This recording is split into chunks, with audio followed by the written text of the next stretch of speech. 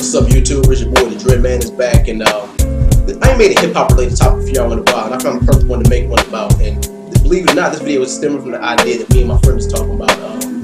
But it's got to do with rappers this past decade. Well, pretty much just from 2000 to 2010, pretty much. And which rappers was the most dominant? Which rappers ran which year?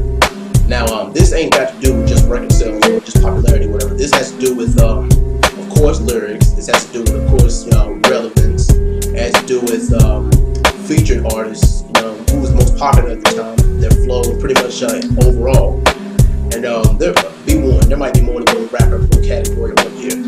Alright, but anyway, let's see, 2000 most definitely had to be Jay-Z. I mean, Jay-Z had to be 2000 on lock, whatever. I mean, like, I don't know one rapper in that year who pretty much could match up with him, really. I mean, because Jay-Z back then, he had everything. I mean, don't get me wrong, he's just as good today as he was 13 years ago. But, I mean, yeah, he had to be the most popular artist in the world at the time, and probably the best on the mic. 2001 is kind of a hard year for me to judge. I mean, because, like I said, I ain't talking about just lyrics. I mean, but lyrically, 2001, it had to be Nas. I mean, of course, you had him, him and the Jay-Z feud, whatever, and Stillmatic dropping everything, and lyrically he was the bomb.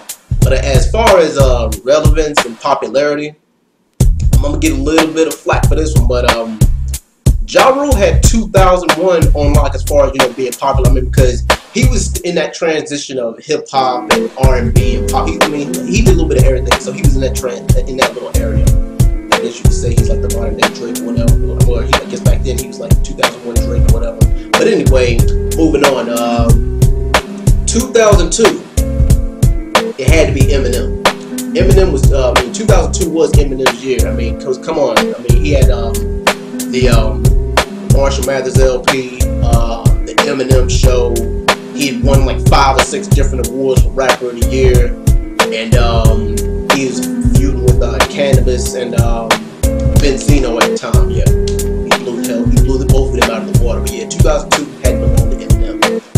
2003 through 2004, it was 50 Cent by far. You can't tell me nothing. I mean, come on, Get Rich or Die Trying, the album went down worldwide, for God's sakes. He was on everybody's tracks. He was beefing with everybody. He pretty much just had the rap game in the palm of his hands. And that song In the Club was #1 on BET's 106 and Park for what, like 40-some weeks, close to a year, and didn't get off until like the next year. And like so was 21 Questions for a while. But yeah, 2003 to 2004, 50 grand in that particular area. Oh yeah, underrated. And but as far as 2004 goes, I mean, well, even though like I gave 50 Cent both years, but as far as being underrated, I say DMX had a pretty good stand in 2004 too. I mean, before that's when he dropped Grand Champ and then fell off for a couple years. But yeah, honorable mention for 2004 was DMX. 2005 had to be, in my opinion, Kanye West. I mean, come on, College Dropout, it went platinum. Late Registration was doing very well. He was on a featured artist on a lot of people's tracks, doing a lot of collabs. Gold Digger was out stuff too. And, like, he proved that he was multi-talented. Like, not only could he do rap, he could do R&B too. So yeah, 2005 had to be Kanye West. 2006, Lil Wayne, most definitely Lil Wayne. I mean, that was the prime Lil Wayne, the Magnum, like he dropped the Magnum Opus, his best one, which was the Carter 2, and that's when he broke off from the regular Cash Money label, and that's when we saw what he could do as a solo artist, and he pretty much did impress the hell out of everybody else.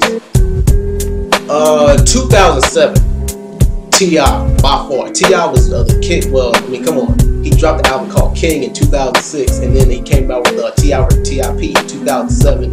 So yeah, he pretty much ran the better part of 2007. So yeah, he actually made a pretty good stand as far as being relevant, as being one of the most lyrically talented artists. And on top of that, he was an artist from the South, so you couldn't really, count him out. Ludacris did pretty good too, but especially like in the early 2000s. But yeah, as far as that decade, T.I. had to be the best artist from the South. Well, besides Outkast or whatever.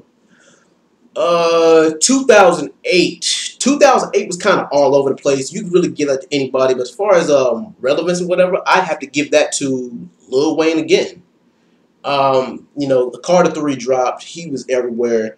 And oh yeah, T-Pain. He was featured on everybody's tracks back then too. I mean, as far as 2008 and 2007, I mean, you couldn't get T-Pain off the radio. But as far as the all-around category goes, I have to give it to Lil Wayne again. I'm gonna get a little bit of hate for this next one, but 2009, that was another year that was all over the place, and you can give it to anyone. But I'm gonna go ahead and say 2009 was Drake's year as far as a solo artist goes. I mean, 2009 had to belong to Drake. I mean, because he was he dropped his let's see, Closer to My Dreams. That was 2008. That was just a solo. That was just a single. And the So Far Gone mixtape. It got the credibility and the positive reception that an album would get. I mean, come on, he said in a Forever mixtape, dropped a mixtape that should sound like an album, and he had to be on the best feature track of that year. Yeah, with the Forever remix, him, Kanye West, Lil Wayne, and yeah, Eminem. 2010. Wow.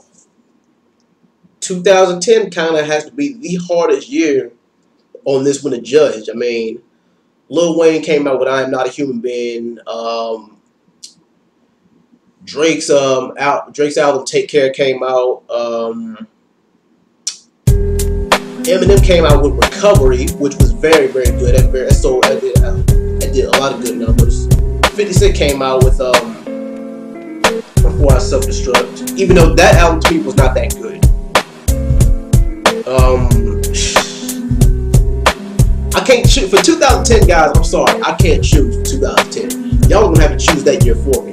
But anyway, that's just my thoughts on who was the best from the years 2000 to 2010. You know, who ran which year. But anyway, I'm gonna leave that up to y'all. If y'all agree with me, comment on who you agree with and like who should be where. And if you agree or disagree with me on any of this, just let me know. Let me know in the comment section. And I welcome video responses too. Anyway, I'm out of here. Thanks for watching, y'all. I'll be back with another video soon.